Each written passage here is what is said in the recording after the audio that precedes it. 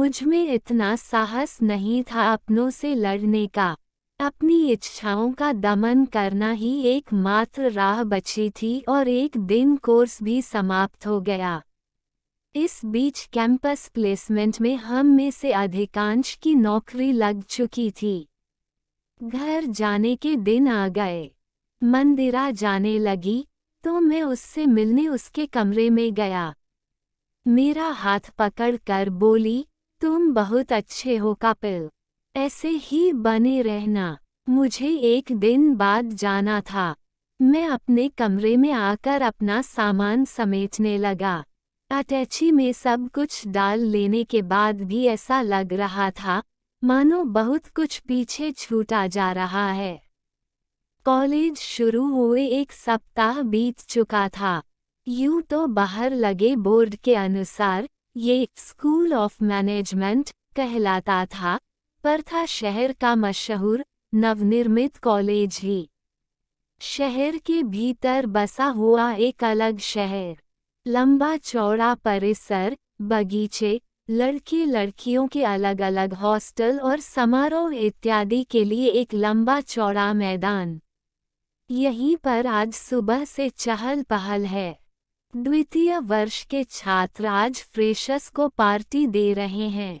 मैदान के बीचों बीच कैंप फायर का इंतजाम किया जा रहा था। आज नए छात्र अपना परिचय देंगे और कुछ अपनी प्रतिभा का प्रदर्शन भी करेंगे। असली मुद्दा तो एक दूसरे को जानने समझने का था। कैंप फायर के दौरान मेरी नज़र एक लड़की पर कई बार अटकी। इस नए शहर में ये चेहरा कुछ परिचित सा क्यों लग रहा है। परिचय देते समय उसने अपना नाम मंदिरा बताया, मंदिरा बैनर्जी, लेकिन उससे भी गुत्थी नहीं सुलझी। इस नाम की किसी लड़की को मैं नहीं जानता था और न ही कोई बैनर्जी परिचितों में थे। उसने बहुत प्यारा एक मधुर गीत सुनाया। कैसा तो सम्मोहन था उस आवाज में।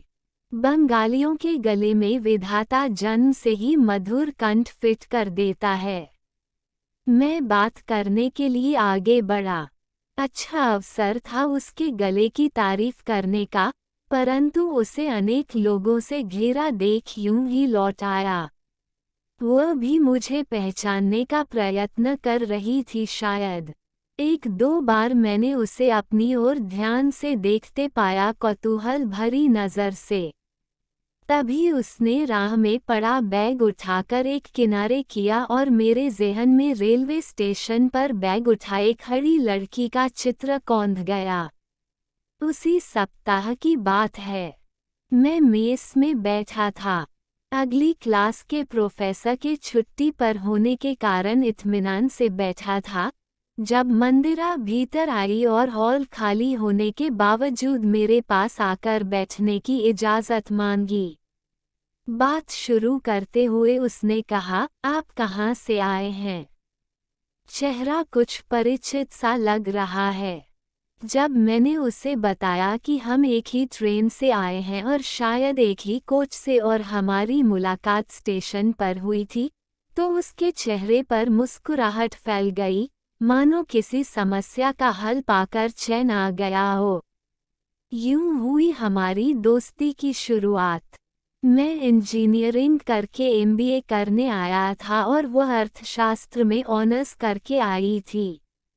उसे मौज मस्ती पसंद थी, जीवन से भरपूर थी वह और मैं चुप्पा होने के बावजूद उसके इस जीवन दर्शन से प्रभावित था। इसी को विपरीत का आकर्षण कहते हैं शायद। हमारी मुलाकातें लंबी होने लगी थी और हमारी बातें घनिष्ठ। कोर्स संबंधी समस्याओं की बात करते करते हम निजी बातें भी करने लगे थे। उससे हर रोज़ मिलना मेरी आदत में शामिल हो गया। वो एक दिन भी न दिखे तो दिन अधूरा लगता। मैं उसे चाहने लगा था, टूटकर चाहने लगा था, पर अपने मन की बात व्यक्त कैसे करता। मैं एक जैन परिवार से, हमारे घर तो प्याज लहसुन भी नहीं आता था, केक भी आता था, तो बिना अंडे वाला। हमारा संयुक्त परिवार था। दादा दादी तो साथ ही रहते थे, ऊपर नीचे। ताऊ चाचा का भी घर था। घर भी ये देखकर खरीदा गया था कि हमारे पड़ोसी के घर मांसाहारी भोजन तो नहीं पकता, और मंदिरा को तो बिना मछली के खाना ही न भाता था। मुझमें इतना साहस नहीं था अपनों से लड़ने का। अपनी इच्छाओं का दमन करना ही एकमात्र राह बची थी। और एक दिन कोर्स भी समाप्त हो गया। इस बीच कैंपस प्लेसमेंट में हम में से अधिकांश की नौकरी लग चुकी थी। घर जाने के दिन आ गए। मंदिरा जाने लगी, तो मैं उससे मिलने उसके कमरे में गया। मेरा हाथ पकड़ कर बोली, तुम बहुत अच्छे हो कपिल। ऐसे ही बने रहना। मुझे एक दिन बाद जाना था। मैं अपने कमरे में आकर अपना सामान समेटने लगा। अटैची में सब कुछ डाल लेने के बाद भी ऐसा लग रहा था मानो बहुत कुछ पीछे छूटा जा रहा है। समारोह वाला वह स्थान, जहां उसे पहली बार नोटिस किया था, लाइब्रेरी की वह मेज, जहां बैठकर वह पढ़ा करती थी, क्योंकि पास वाली खिड़की से अच्छी रोशनी आती थी। मेज की वह कोने वाली सीट जहां हमने अनेक बार एक साथ बैठ भोजन किया था, वह सब मेरी नज़रों से गुम हो जाने वाले थे। इन सब को बांध कर कैसे संग ले जाऊं? कमाल है।